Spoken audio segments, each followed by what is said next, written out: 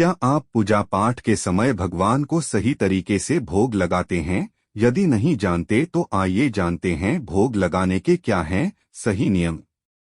सनातन धर्म में देवी देवताओं को भोग लगाना पूजा पाठ का एक महत्वपूर्ण चरण माना गया है।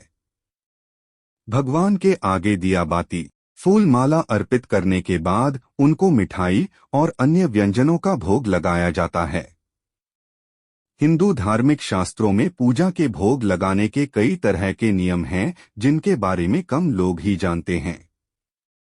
पूजा के दौरान भोग लगाने से पहले इस बात का ख्याल रखें कि भोग को बिल्कुल साफ और शुद्ध तरीके से तैयार किया गया हो।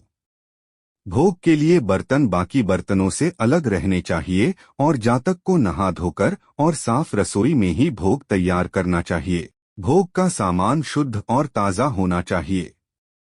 भोग तैयार करने के बाद उसे थाली में जरूर रखना चाहिए और इसके बाद उस पर देसी घी डालना चाहिए। अगर विष्णु भगवान का भोग तैयार कर रहे हैं तो भोग के साथ तुलसी के कुछ पत्ते भी साफ करके जरूर रखें। भगवान शिव के भोग में तुलसी दल प्रयोग नहीं करना चाहिए। पूजा के भोग की थाली को दूसरी थाली से ढककर रखें।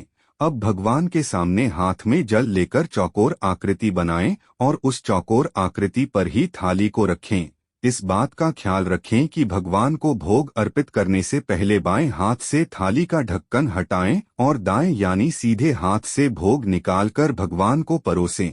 परोसने के बाद आखिर में लोटे से 1 चम्मच जल लेकर थाली में छोड़ देना चाहिए।